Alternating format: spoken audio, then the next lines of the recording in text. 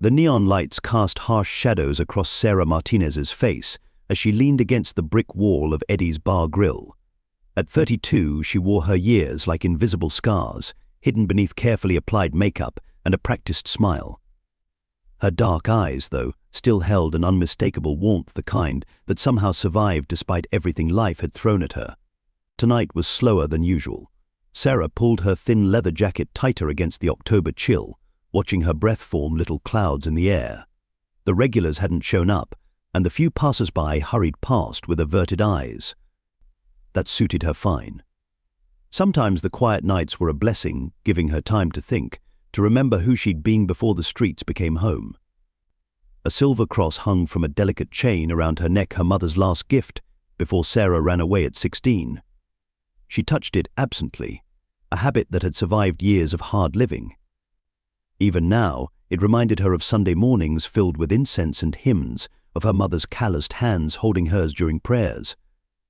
6 blocks away, Pastor David Thompson sat in his office at Gracewood Community Church, surrounded by leather-bound books and the weight of 20 years' ministry. His wire-rimmed glasses sat low on his nose as he reviewed tomorrow's sermon, another passionate warning about moral decay in their community. At 55, he'd built his congregation from nothing, steering it through 2 decades with unwavering certainty about right and wrong. David, his wife's voice came through his phone speaker. "It's past 10. Are you coming home?"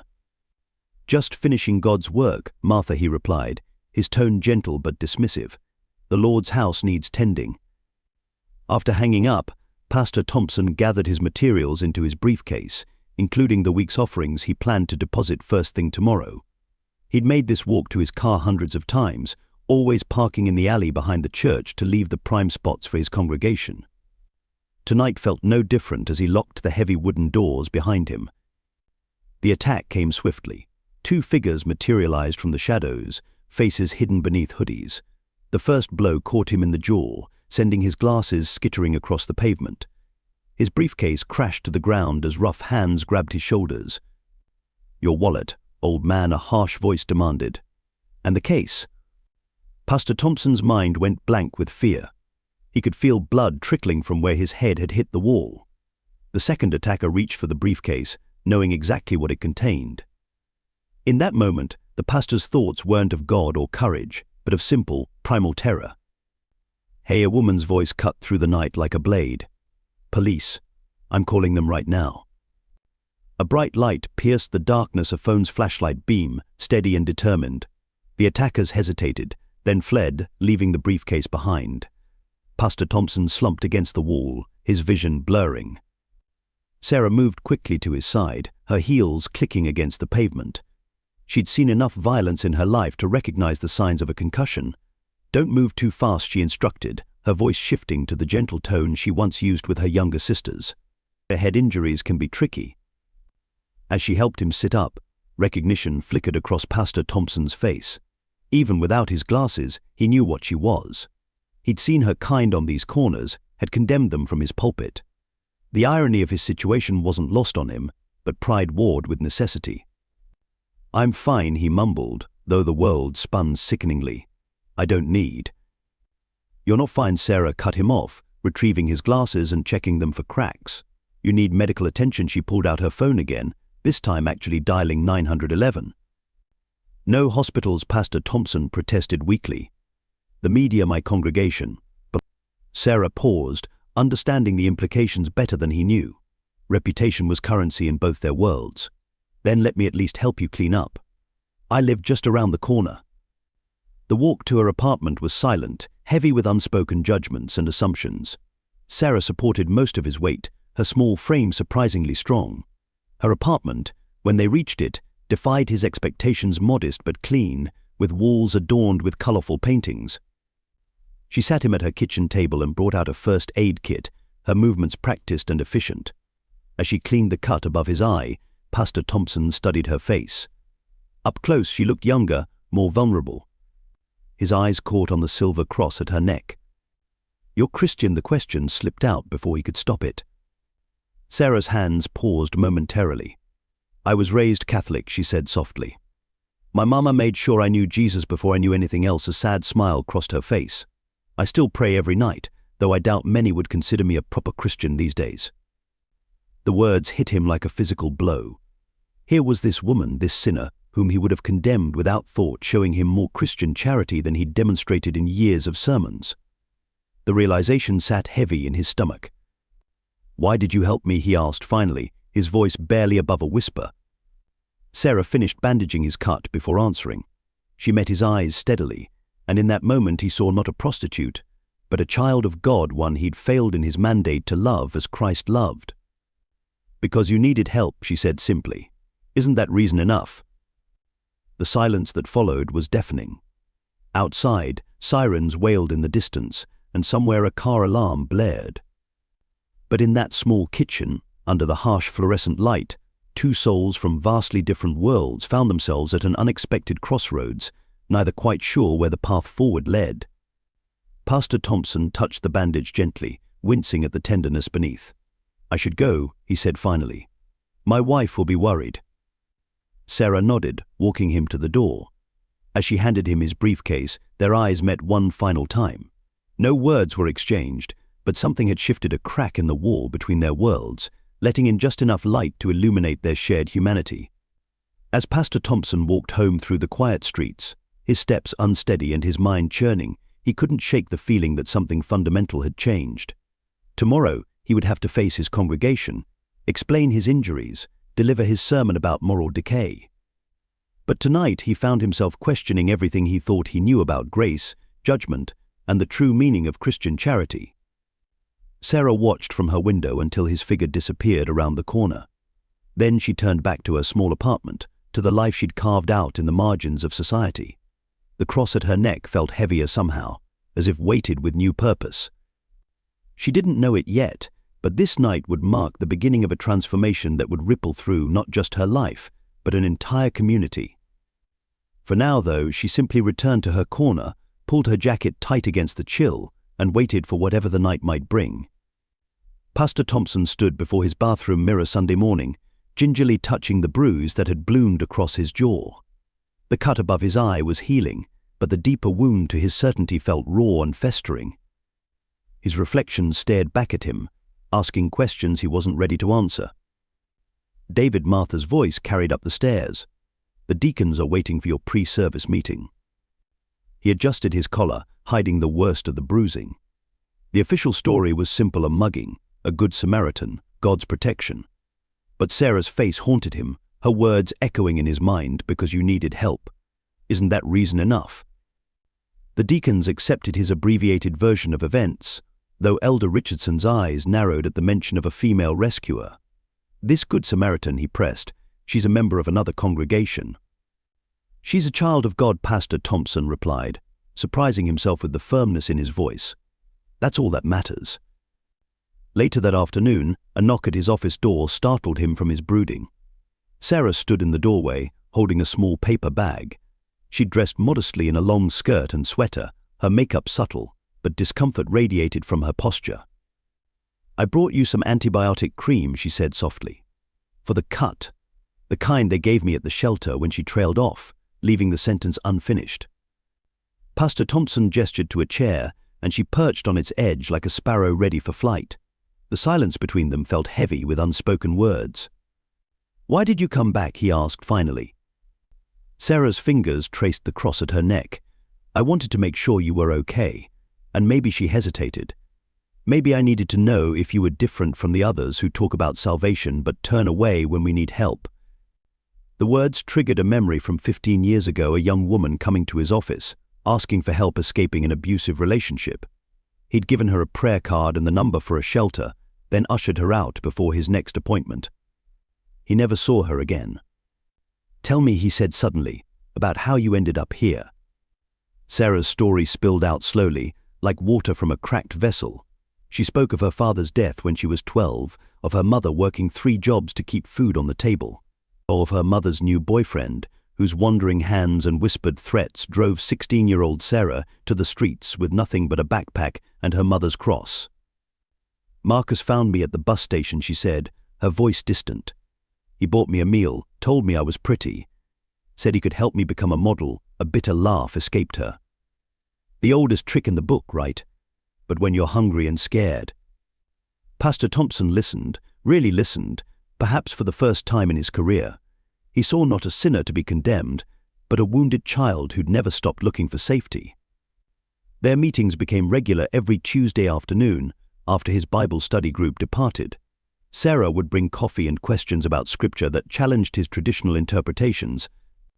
He found himself digging deeper into texts he thought he knew by heart, seeing new meanings in ancient words. But secrets in a small town have short lives. Rumors began circulating when Sarah was spotted entering his office. Some defended him, surely he was trying to save her soul. Others whispered darker suggestions. The confrontation came on a Wednesday evening after choir practice.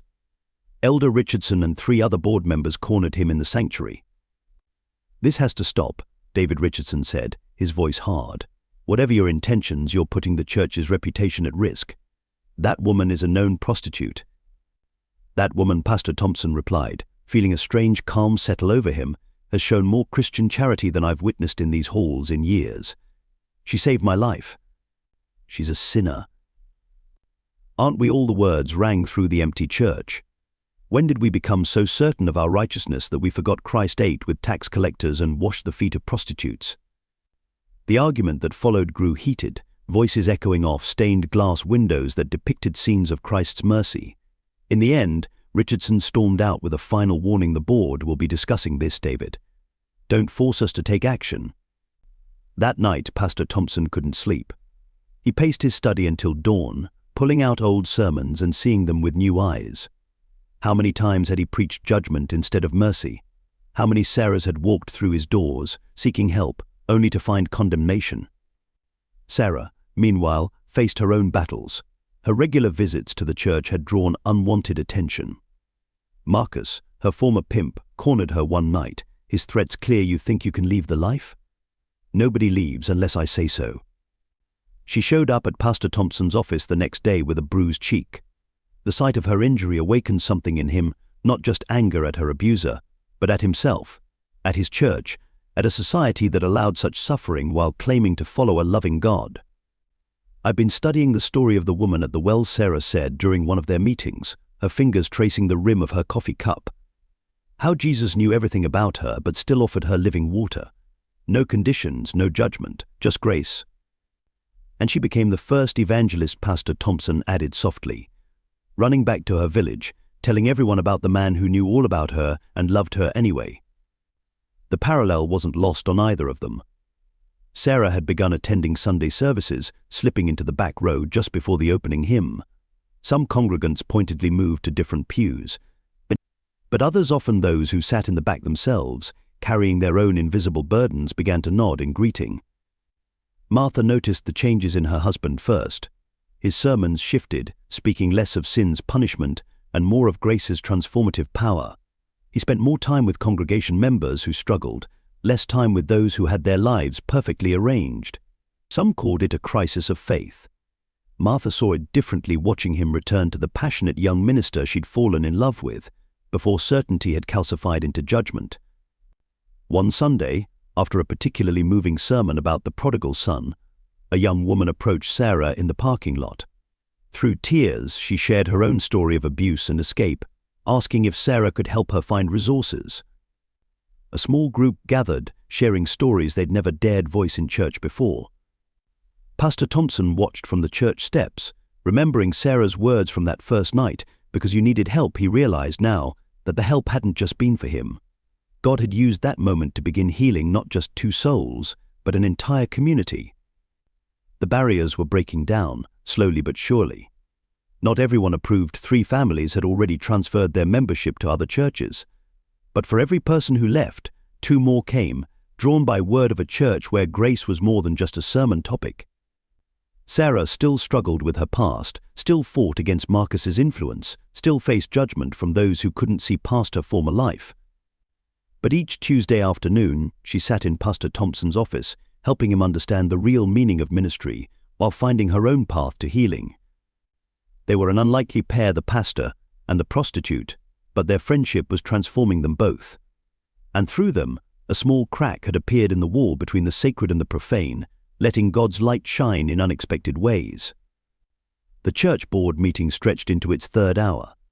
Pastor Thompson sat at the head of the conference table, his collar feeling unusually tight as Elder Richardson read from a prepared statement. "The reputation of Gracewood Community Church is at stake," Richardson declared, his voice sharp with righteous indignation. "We've lost 4 tithing families this month alone. The women's ministry is threatening to disband.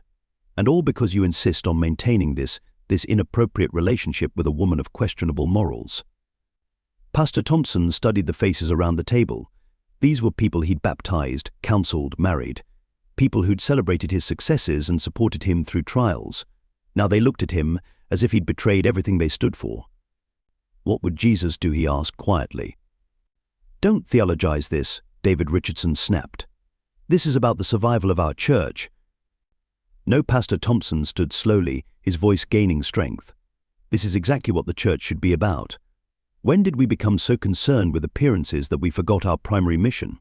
I desire mercy, not sacrifice. Remember those words." The silence that followed was broken by Mrs. Henderson, the church secretary who'd served Gracewood for 30 years. "David, we understand you feel indebted to this woman for saving your life, but surely you can see how this looks." "How it looks?" Pastor Thompson laughed, a sound without humor. "It looks like a church finally practicing what it preaches. It looks like grace in action. It looks like Jesus dining with tax collectors and sinners." Meanwhile, across town, Sarah faced her own moment of truth. Marcus had cornered her outside her apartment, his familiar cologne making her stomach churn. "You think you're better than us now," he sneered. "Playing church lady, pretending you're something you're not." His hand gripped her arm, hard enough to bruise. "You belong to me, Sarah. Always have, always will." For the first time in years, Sarah didn't cower. She met his gaze steadily, seeing him not as the powerful figure who'd controlled her life, but as what he truly was, a broken man wielding pain as power. "I belong to God," she said clearly, "and I'm not afraid of you anymore." The slap was expected, but this time she was ready. As his hand swung toward her face, she ducked and screamed loud and clear. Lights came on in neighboring apartments. A door opened. Marcus retreated, but his parting words chilled her. "This isn't over." She didn't run to Pastor Thompson this time. Instead, she went to the police station, filed a report, and then called Rita, another woman who'd escaped the life years ago. It was time to stop hiding, time to face her past, so she could claim her future. The following Sunday, Pastor Thompson delivered a sermon that would be talked about for years to come. His text was John 8, the woman caught in adultery. "We love this story," he began, "because Jesus shows mercy to the woman. But we often miss the deeper message. Before Jesus tells her to go and sin no more, he confronts the hypocrisy of her accusers. 'Let him who is without sin cast the first stone.'" His eyes swept the congregation, landing on familiar faces, some supportive, some hostile, many uncertain. "We're quick to talk about hate the sin, love the sinner. But do we? Do we really? Or do we use that phrase as a righteous cover for our judgment?" He paused, letting the questions hang in the air. "I stand before you today as a man transformed by grace that came through someone many of us would have condemned without a second thought." From her usual seat in the back row, Sarah listened, tears streaming down her face. She wasn't crying for herself anymore, but for all the others still trapped in darkness, believing they were beyond God's love. The sermon ended with a challenge that split the congregation down the middle. Pastor Thompson announced his plan to start a ministry for women seeking to escape sex trafficking, with Sarah as a key advisor. The uproar was immediate. Half the board walked out during the announcement. Richardson stood up and declared he would be calling for a vote of no confidence. But something unexpected happened. For every voice raised in protest, 2 more spoke in support. Mrs. Henderson stood shakily, her voice wavering but determined. "My sister was like Sarah, 30 years ago. No one helped her. No one offered her a way out. She died alone, believing God had abandoned her. I can't let that happen to anyone else." Others began to speak up, sharing stories of addiction, abuse and redemption, stories they'd kept hidden behind respectable facades and Sunday smiles. The church that day became what it was always meant to be: a refuge for the broken, a hospital for the wounded soul. Sarah's transformation paralleled the church's. She enrolled in community college courses, studying social work. The other women in the program, learning her story, didn't shun her. They embraced her experience as valuable perspective for their field, But the path wasn't smooth. Marcus made good on his threats, sending men to vandalize the church. Anonymous letters detailed Sarah's past exploits, trying to shame her back into silence. The local newspaper ran a story questioning Pastor Thompson's judgment. Through it all, an unexpected community rallied around them. Rita and other survivors formed a support network. Local police increased patrols around the church. Even Martha, Pastor Thompson's wife, who had initially been skeptical, became one of Sarah's strongest advocates. The turning point came during a Wednesday night prayer meeting. Sarah had just finished sharing her testimony when Marcus burst in, drunk and angry. But before he could reach her, the congregation moved as one not in violence, but forming a human wall between him and Sarah. Pastor Thompson walked forward, his hands open in peace. "You're welcome to stay," he said calmly, "and hear about the God who can give you a new life too. But if you're here to hurt anyone, you'll find that God's family protects its own." Marcus looked around the sanctuary, seeing not fear but determination in the eyes meeting his. For a moment, something flickered across his face, recognition, perhaps, of the power of true community. He turned and left, and Sarah never saw him again. The vote of no confidence failed. Richardson and several families left for other churches, but Gracewood began to grow in unexpected ways. People who'd never felt welcome in traditional churches found their way to its doors. The ministry to trafficking survivors flourished, with Sarah's story serving as a beacon of hope. Pastor Thompson's own transformation deepened. He began to see his role not as a dispenser of judgment, but as a facilitator of grace. The certainty that had once been his armor became a prison from which he'd been freed. 1 year after the night Sarah saved his life, they stood together before the congregation pastor and former prostitute, now colleagues in ministry. The journey had cost them both dearly, but the price of transformation always does. What they gained, however, was beyond measure, not just personal redemption, but the joy of seeing God's grace ripple out to touch countless other lives. They had faced their deepest fears and prejudices, and in doing so, found not just redemption but a revolution of grace that would continue to transform lives long after their own stories became legend in the community. 5 years after that fateful night in the alley, Gracewood Community Church was unrecognizable not in its physical structure, but in its heart. The pews were filled with an eclectic mix of humanity recovering addicts sat beside business executives, former gang members worshipped alongside suburban families, and women who had escaped the streets found sanctuary among those who had once judged them. Pastor Thompson stood at the pulpit on a bright Sunday morning, his silver hair catching the light streaming through the stained glass windows. The occasion was special, the dedication of the Grace New Beginning Center, housed in what had once been the church's underused fellowship hall. "Love, the all," he began, his voice carrying to every corner of the sanctuary, "is not a theory. It's not a sermon topic. It's not even a feeling. Love is action. Love is meeting people where they are, not where we think they should be. Love is seeing Christ in every face, especially those faces we've been taught to turn away from." In the front row, Sarah sat beside Martha Thompson, both women dabbing at their eyes. Sarah's dark hair was now streaked with natural gray, her business suit a far cry from the clothes she'd worn on the streets. The social work degree hanging in her office was just the beginning. She was now pursuing her master's in counseling. 5 years ago. Pastor Thompson continued, "I thought I knew what Christianity was about. I had reduced God's magnificent grace to a set of rules and judgments, but God had other plans. Through an act of violence and an act of mercy, He showed all of us what true Christianity looks like." The congregation murmured in agreement, many nodding as they remembered their own journeys from judgment to grace. Today we dedicate this center not just as a shelter or a school, but as a testament to God's transformative power. Every woman who finds refuge here, every life that changes within these walls, is a miracle. And these miracles began with one simple act of kindness from someone many of us would have deemed unworthy. Sarah stood then, walking to join Pastor Thompson at the pulpit. Her presence there no longer raised eyebrows or sparked whispers.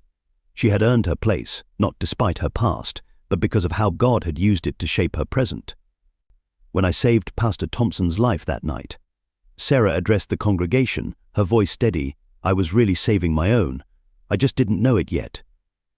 Each woman who comes through our doors reminds me of myself searching for hope, believing she's beyond redemption. but God specializes in impossible cases. The Grace New Beginning Center had already helped dozens of women escape trafficking and addiction.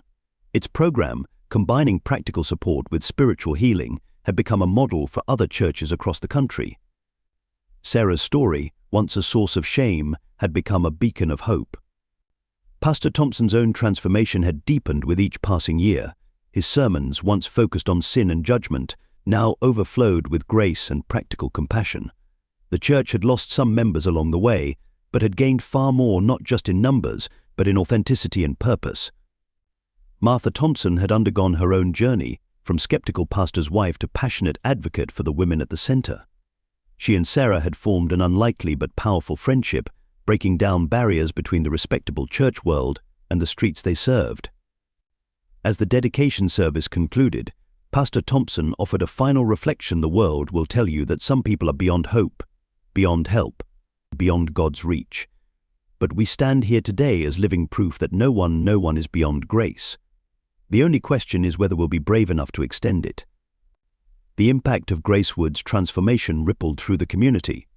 Other churches began to re-examine their approaches to ministry. Local businesses offered job training and employment to women from the center. The police department developed new protocols for handling trafficking cases, with Sarah serving as a consultant.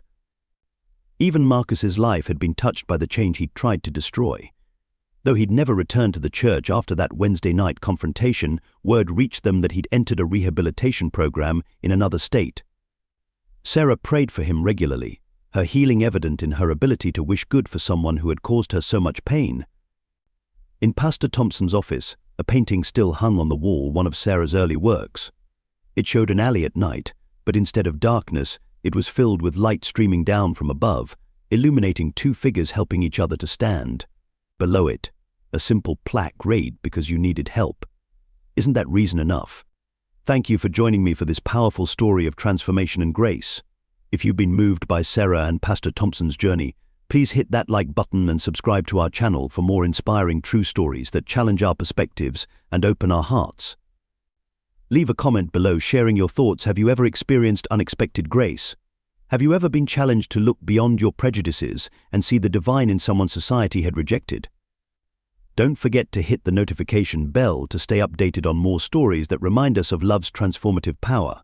Share this video with someone who needs to be reminded that no one is beyond hope, beyond help, or beyond grace.